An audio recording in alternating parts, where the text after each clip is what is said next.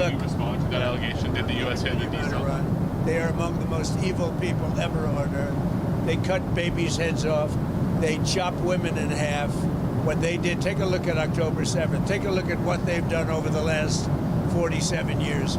So I know nothing about a desalinization plant other than to say, if they're complaining about a desalinization plant, we complain about the fact that they shouldn't be chopping babies' heads off, okay? Mr. Wikoff, have you communicated to the Russians not to send targeting information and other assistance to the Iranians? Strongly said that. And do you believe that they are? I hope they're not. Do you see any evidence? We don't know, but it's not doing very well. If they are, it's not helping much. If you take a look at what's happened to Iran in the last week, if they're getting information, it's not helping them much. What would it mean to you if they were? I mean, even if it's not helping the Iranians particularly much, it's still involving themselves in a conflict that they're not directly. They'd say we do it against them, wouldn't they? Huh? Wouldn't they say that? We do it against them? I don't know. Look, they can give all the information that they want, but the people they're sending it to are overwhelmed. Russia would be overwhelmed too. Anybody would be overwhelmed. We have the greatest military on earth, and I built it in my first term, and unfortunately, I'm forced to use it now.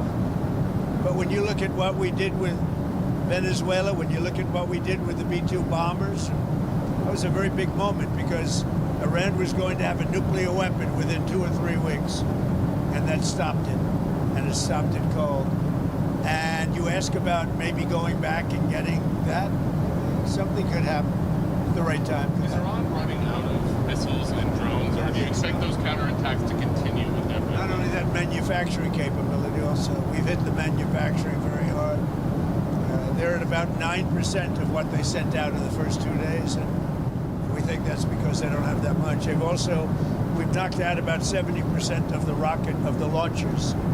The launchers are a big deal. Very hard to get, very expensive. We want to talk about leverage.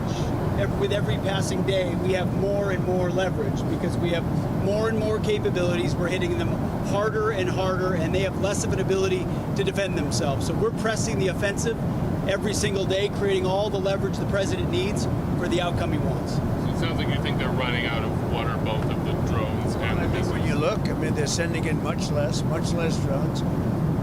They're being decimated now. You know, at some point, I don't think there'll be anybody left maybe to say we surrender, but they're being decimated. And when you look also, all of a sudden they apologized to the Middle Eastern states that they shot at them. I was very surprised to see they did that, but you mark that down as a victory for us and for the Middle Eastern states who are really friends of ours. But I guess they're not going to be shooting at them anymore. They apologized, and we'll see what happens. But that's a big loss. That's a surrender right there. I called it a surrender today.